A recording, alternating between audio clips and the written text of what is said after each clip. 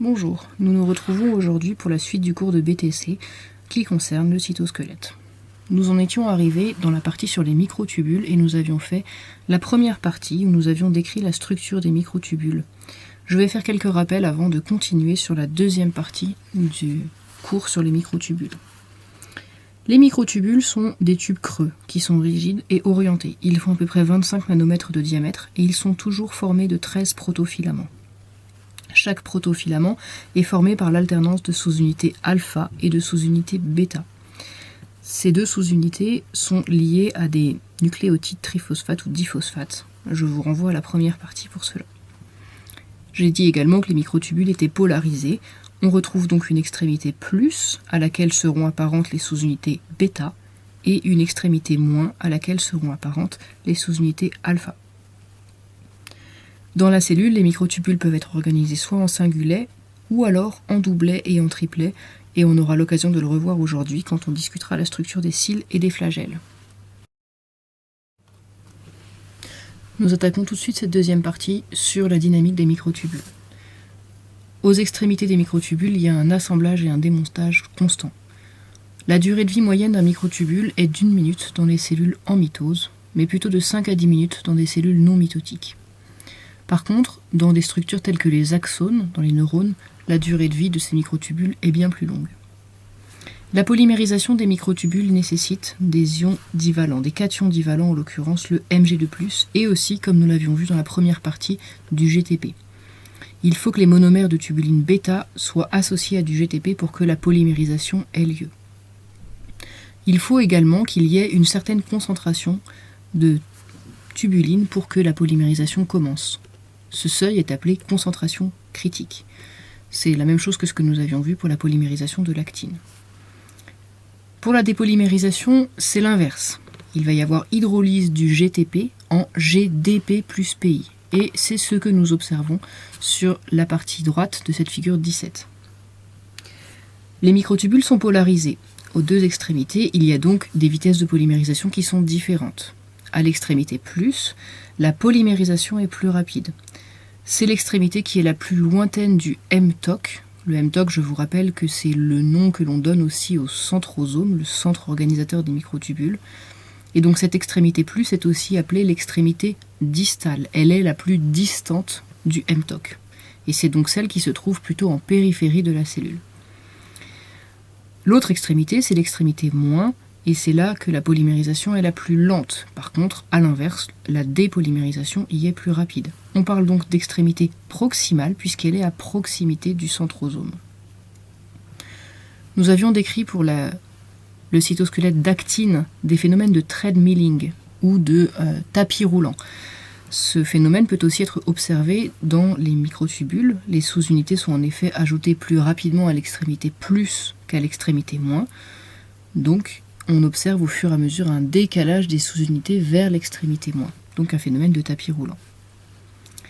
Pour terminer cette partie, nous allons discuter le fait que la polymérisation des microtubules est la cible de plusieurs médicaments qui peuvent être soit d'origine naturelle ou d'origine synthétique. Le plus ancien d'entre eux, c'est la colchicine, que certains d'entre vous ont eu l'occasion de discuter lorsque nous avons fait le TP cariotype. C'est un extrait de plante, notamment la colchique, et qui empêche la dépolymérisation de la tubuline. Elle a été utilisée pendant des centaines d'années pour soulager les crises de gouttes, notamment chez le roi Henri VIII d'Angleterre. Cependant, il fallait traiter le patient avec de faibles doses, parce que sinon ça bloque complètement la dynamique des microtubules, en particulier dans les globules blancs, et ça pouvait être létal. Mais bien dosé, ça permettait de limiter les phénomènes inflammatoires, donc notamment dans cette maladie qu'est la goutte. On utilise également d'autres médicaments à l'heure actuelle, la podophylotoxine ou le nocodazole, qui sont issus respectivement du genévrier ou de synthèse en laboratoire et qui bloquent la polymérisation de la tubuline. Dans le cas du traitement de certains cancers, on peut également utiliser une autre molécule, le Taxol, qui est un alcaloïde issu de l'IF du Pacifique, qui va bloquer la dépolymérisation des microtubules et ainsi empêcher la division cellulaire. Or, on sait que dans le cas du cancer, la division cellulaire est particulièrement importante et fréquente. C'est donc un traitement de choix pour certains cancers comme ceux du sein ou de l'ovaire. Nous attaquons donc cette troisième partie sur la régulation de la structure et de la dynamique des microtubules. Il existe un grand nombre de protéines qui stabilisent l'assemblage des microtubules. On les appelle les MAP pour Microtubules Associated Proteins. Il existe à l'inverse des protéines qui déstabilisent les microtubules ou modifient leurs propriétés de croissance. Parmi les MAP, les plus étudiées sont les protéines de la famille des Tau. Cela comprend, outre la protéine Tau, les protéines MAP2 et MAP4. Les protéines MAP2 et Tau que vous voyez présentées sur cette figure sont des protéines neuronales. En revanche, les protéines MAP4 sont retrouvées dans les autres types cellulaires mais pas dans les neurones. Elles se lient aux microtubules par des domaines chargés positivement aux tubulines. Les tubulines sont en effet globalement chargées négativement. Vous voyez ces domaines d'interaction ici. Elles possèdent également un domaine de projection que vous voyez là et ici. Et ce domaine de projection peut servir en quelque sorte d'entretoise pour donner une distance fixe entre deux microtubules. Ces protéines MAP permettent d'augmenter la vitesse de croissance des microtubules et de limiter la fréquence des événements de dépolymérisation. Donc, globalement, d'accélérer le processus de polymérisation. L'activité de ces MAP est elle-même régulée par la phosphorylation ou la déphosphorylation de leur domaine de projection que vous voyez ici. Dans le cas de la maladie d'Alzheimer, la protéine Tau est hyperphosphorylée. Elle s'accumule alors au niveau des axones et cela perturbe le fonctionnement des neurones. C'est ça qui va engendrer une dysfonction cérébrale en plus de l'accumulation d'une autre protéine, plutôt d'un peptide qu'on appelle le peptide bêta-amyloïde et qui forme des plaques séniles. Pour finir cette partie, je voudrais également parler d'une autre classe de protéines qui s'associe uniquement à l'extrémité positive des microtubules. On les appelle les plus types, plus TIP. Que signifie TIP? C'est plus End Tracking Protein. Celles-ci vont favoriser la croissance de l'extrémité plus. Cela va donc également réduire la fréquence des événements de dépolymérisation. Passons donc à la troisième partie où nous allons discuter de protéines appelées les kinésines et les dinéines, des protéines motrices basées sur les microtubules. Dans nos cellules, les organites doivent fréquemment être transportés sur des distances de plusieurs micromètres. Cela ne se fait pas par diffusion, mais grâce à des protéines motrices qui assurent le déplacement le long des microtubules. Ces protéines sont capables d'hydrolyser l'ATP et l'énergie ainsi libérée leur permet le déplacement. Considérons l'exemple des neurones. Lorsqu'un neurone émet des neurotransmetteurs pour communiquer avec le neurone voisin, il perd une partie de son stock de neurotransmetteurs. Ce stock doit donc être renouvelé. Et des vésicules contenant les neurotransmetteurs sont donc régulièrement transportés le long des axones jusqu'à la synapse, et cela se fait grâce aux kinésines et aux dinéines. Donc ces deux protéines sont des MAP, des Microtubules Associated Proteins, mais des MAP motrices. Et donc, comme je le dis depuis tout à l'heure, elles existent en deux familles principales, les kinésines et les dinéines. Intéressons-nous justement à cette figure 19, où nous voyons le sens de déplacement de ces protéines. Les kinésines se déplacent vers l'extrémité plus des microtubules. Les dinéines, quant à elles, se dirigent vers l'extrémité moins des microtubules. Un petit moyen mnémotechnique pour se rappeler de cela. Dans kinésine, on entend le mot kiné. Le kiné, le kinésithérapeute, dans notre vie à nous, il nous permet d'aller mieux, il nous permet de nous soigner. Donc, kiné, ça permet d'aller mieux, d'aller plus, donc les kinésines vont vers l'extrémité plus. Maintenant, considérons la figure numéro 20.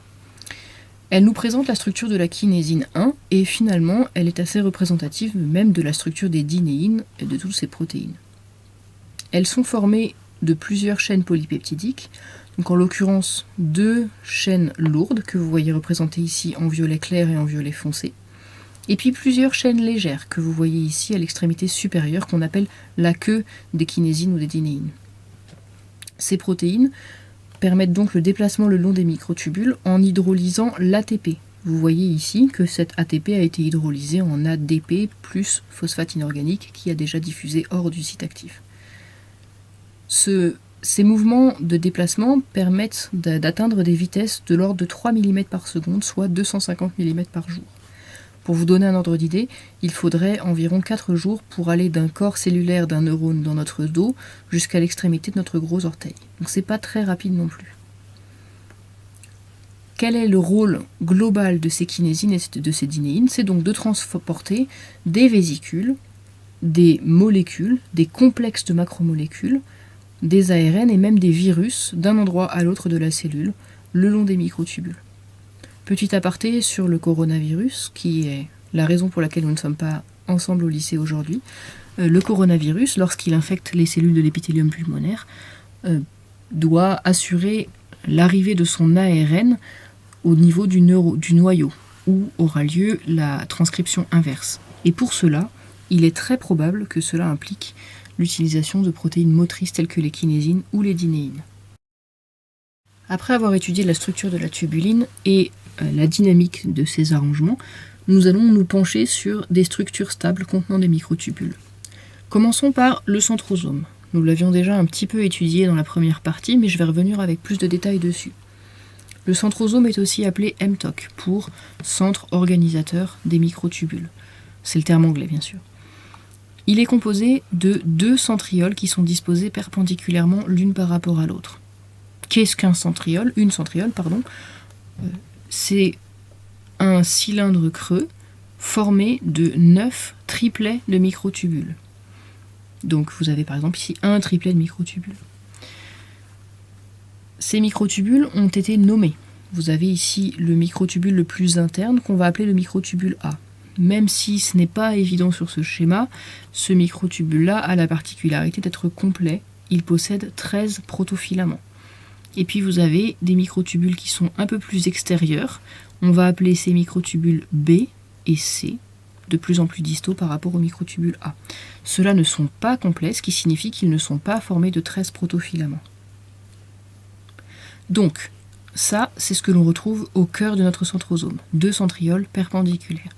Et autour, il y a du matériel péricentriolaire. Le matériel péricentriolaire, c'est un ensemble de protéines, notamment des complexes de tubuline gamma, ceux qui permettent d'initier la polymérisation des microtubules, mais aussi des protéines de la famille des protéines HSP, qui sont nécessaires à la nucléation, donc à initier la polymérisation des microtubules. Quelles sont les fonctions du centrosome? Eh bien, la première, c'est évidemment d'initier la polymérisation des microtubules. On parle donc de nucléation. La deuxième, c'est de permettre la formation du fuseau mitotique. Fuseau mitotique qui, je vous le rappelle, permettra de séparer les chromosomes, de ségréger les chromosomes entre les 2 cellules filles lors de la mitose. Ce centrosome sera dupliqué lors de la phase S. Donc, au moment où l'on réplique l'ADN, la cellule procède également à une duplication de son centrosome. Elle aura donc à ce moment-là 2 centrosomes pendant la fin de la phase S et la phase G2. Et troisième fonction du centrosome, c'est de permettre la formation du corpuscule basal dans les flagelles et les cils. Je n'en dis guère plus puisque nous allons nous pencher davantage sur le corpuscule basal dans la diapositive suivante. La deuxième structure stable composée de microtubules que nous allons étudier, elle est en fait double, ce sont les cils et les flagelles, mais ils ont sensiblement la même structure, donc je les présenterai en une seule et même famille. Les cils et les flagelles sont des structures qui sont douées de mouvements, qui permettent le déplacement soit du milieu péricellulaire, donc si par exemple vous êtes atteint par le coronavirus et que votre corps essaye d'évacuer le mucus produit, ce sont les cils de vos cellules pulmonaires et des cellules de vos voies respiratoires qui vont se déplacer pour essayer d'évacuer le mucus et vous faire tousser. Les flagelles, quant à eux, permettent plutôt le mouvement de cellules. Pensons à l'exemple des spermatozoïdes qui vont remonter les voies génitales féminines pour aller féconder un ovocyte. Les flagelles sont de plus grande taille que les cils, mais les deux sont des extensions de la membrane plasmique contenant un squelette organisé formé de microtubules que l'on appelle l'axonème. Et ils sont ancrés au niveau du cytosol cellulaire par une autre structure qu'on appelle le corpuscule basal. Donc, vous voyez sur le bas de cette figure 23, nous avons le corpuscule basal qui est vraiment à la limite entre le cil ou le flagelle et la cellule, le cytosol, et la partie axonème qui dépasse complètement hors de la cellule. Le corpuscule basal, il a la structure d'un centriole. D'ailleurs, il est issu d'une division du centrosome. Donc je ne reviendrai pas sur sa structure, mais vous pouvez revenir un tout petit peu en arrière dans la vidéo. C'est un tube creux formé de 9 triplets de microtubules. Par contre, l'axonème a une structure un petit peu différente. Il est formé, comme vous pouvez le voir ici, de 9 doublets, et non pas triplets, de microtubules. Le microtubule qui est situé le plus à l'intérieur va être appelé le microtubule A, c'est celui que vous voyez ici, et le microtubule juste à côté, il est légèrement plus vers l'extérieur, on l'appelle le microtubule B. Le microtubule A est constitué de 13 protofilaments et le microtubule B n'en compteront que 9. On retrouve également dans cet axonème 2 microtubules centraux. Ces microtubules centraux, vous les voyez ici, eux sont constitués classiquement de 13 protofilaments. Ils sont eux-mêmes entourés par un manchon avec des protéines associées aux microtubules, donc des MAP. Et c'est ce manchon que vous voyez en bleu clair ici, autour de la paire de microtubules centraux. L'extrémité plus des microtubules va être en contact avec la membrane. L'extrémité moins des microtubules sera en contact avec le corpuscule basal. L'extrémité plus ici, l'extrémité moins ici. On remarque également d'autres protéines qui permettent de former cette structure des cils et des flagelles. Il y a d'abord l'annexine, que vous voyez ici. C'est une protéine très élastique qui va relier le microtubule B d'un doublet au microtubule A du doublet voisin. Il y a également une protéine qu'on appelle la dinéine ciliaire. Elle a une structure qui est finalement très semblable à celle des dinéines que je vous ai présentées dans la partie juste avant. Et elle est responsable du glissement des doublets de microtubules les uns par rapport aux autres. Et c'est ce mouvement de glissement qui va permettre de courber les cils et les flagelles. Et enfin, on a une structure sur laquelle je ne vais pas pouvoir vous dire grand-chose puisque sa structure n'est pas encore bien connue. C'est ce qu'on appelle le bras radiaire, que vous voyez ici, le bras radiaire, formé de plusieurs protéines, mais dont on ne connaît pas encore vraiment la structure et le rôle respectif. Cela conclut cette partie sur les microtubules. Nous attaquons maintenant la troisième partie sur les filaments intermédiaires. Leur nom reflète le caractère intermédiaire de leur diamètre. Ils font à peu près 10 nanomètres de diamètre, comme vous le voyez sur cette figure, ce qui est à mi-chemin entre l'actine, dont les filaments font à peu près 8-9 nanomètres de diamètre, et les microtubules qui font plutôt 25 nanomètres de diamètre. L'actine et les microtubules sont présents chez toutes les cellules eucaryotes. Par contre, les filaments intermédiaires ne sont présents que chez certains métazoaires. Par exemple, les plantes n'expriment pas de filaments intermédiaires. Et les insectes, eux, n'expriment que 3 sortes de lamines, qui sont un type de filament intermédiaire particulier. Mais globalement, ces protéines forment un réseau qui traverse le cytosol, allant de la membrane nucléaire à la membrane plasmique. Et puis vous savez déjà, grâce au chapitre sur la mitose, qu'on en retrouve dans le noyau, et cela s'appelle les lamines. Troisième partie, petit 1, la structure des filaments intermédiaires. Les filaments intermédiaires sont beaucoup plus stables que les autres familles de molécules du cytosquelette. Leur polymérisation est quasiment définitive. Même si on essaie de les extraire en utilisant un détergent avec une très haute concentration en sel, ils vont demeurer en place, là où l'actine et les microtubules auraient déjà été dépolymérisés depuis longtemps. Ils ont également la particularité de ne pas lier les nucléotides triphosphates. Leur polymérisation n'est donc pas dépendante de l'hydrolyse de molécules d'ATP ou de l'hydrolyse de molécules de GTP, comme cela pouvait être le cas pour l'actine et les microtubules. En fait, de manière générale, on ne leur connaît pas d'activité enzymatique. Ils ne sont pas non plus polarisés. C'est également un groupe qui est très hétérogène, à la fois en termes de séquence, mais aussi en termes de poids moléculaire. Par contre, ce sont toujours des protéines qui sont fibreuses ou filamenteuses. Ils proviennent donc de la polymérisation d'un monomère fibreux, et chaque monomère est formé de 3 parties. Il y a d'abord un domaine central qui est très hydrophobe, le plus souvent organisé en hélice alpha. Et ça, c'est un domaine qui va être très conservé au sein d'une même famille de molécules de filaments intermédiaires. Et puis on retrouve 2 extrémités, une N-terminale et une C-terminale. Ces extrémités peuvent être de longueur variable, et elles peuvent porter des sites de phosphorylation ou de glycosylation. On distingue 5 classes de filaments intermédiaires, sur lesquelles nous reviendrons un petit peu plus tard dans la présentation, donc numérotées en chiffres romains, de grand 1 à grand 5, plus quelques-uns qui ne sont pas classés. Et cette classification repose sur les différences de structure primaire, de structure des gènes ou encore de leurs propriétés d'assemblage. Cette classification est très complexe et elle n'est pas à connaître. On va simplement en explorer quelques éléments pour vous donner une idée, mais c'est plutôt de l'ordre de la culture scientifique que des choses à savoir parfaitement. Deuxième partie, l'assemblage des filaments intermédiaires. Vous avez ici une petite image de microscopie électronique à transmission, et nous allons illustrer la manière dont se forment ces filaments intermédiaires. Les filaments intermédiaires s'assemblent d'abord 2 par 2 pour former un dimère torsadé. Ensuite, 2 dimères torsadés s'assemblent, donc on a 2 fois 2 dimères, donc un tétramère, qui s'assemblent de manière antiparallèle. On parle d'antiparallèle car si vous observez sur ce schéma, les extrémités C-terminales sont ici repérées en vert et elles sont dans 2 sens opposés. Les tétramères vont ensuite s'assembler par 8 de manière latérale pour former un protofilament. Et ensuite, ces protofilaments vont pouvoir former un filament intermédiaire dont la taille peut être variable suivant les besoins cellulaires. Dans cette troisième partie, nous allons étudier quelques familles de filaments intermédiaires. Donc, je vous avais dit que la classification des filaments intermédiaires était assez complexe, et je ne vais bien sûr pas rentrer dans tous les détails, mais je vous laisse ce tableau pour méditer dessus, ou si vous avez des petits problèmes pour vous endormir ce soir. Donc il y a 5 classes de filaments intermédiaires numérotées de 1 à 5, sachant que vous voyez que par exemple les classes 1 et 2 sont toutes les deux formées de kératine, mais de kératine dont les propriétés biochimiques sont légèrement différentes. Ensuite dans la classe 3, on en discutera un petit peu tout à l'heure, on retrouve la vimentine, la GFAP. La classe 4, c'est principalement des filaments intermédiaires que l'on va retrouver au niveau du système nerveux. Et la classe 5, que vous connaissez déjà, vous êtes déjà familier avec les lamines qui permettent de donner au noyau sa structure. Justement, démarrer avec les lamines.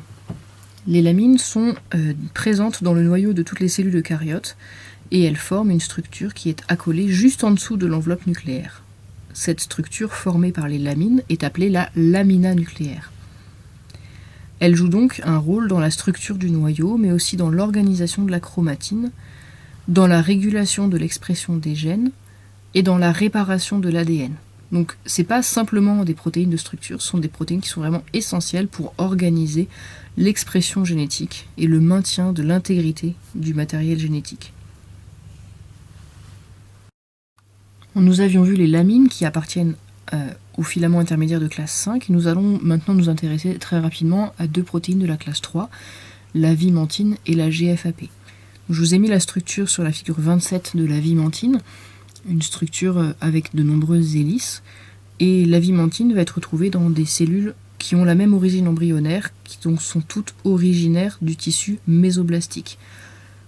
Quelles sont les cellules mésoblastiques? Il va y avoir notamment des cellules comme des cellules de la plèvre, du péritoine ou du péricarde, mais encore un certain nombre de cellules non épithéliales, donc les fibroblastes et les cellules sanguines. De cette classe 3, il y a également une protéine très intéressante, la GFAP, pour Glial Fibrillary Acidic Protein. On va la retrouver dans des cellules du système nerveux central ou périphérique. Donc dans le système nerveux central, on la retrouve dans les astrocytes.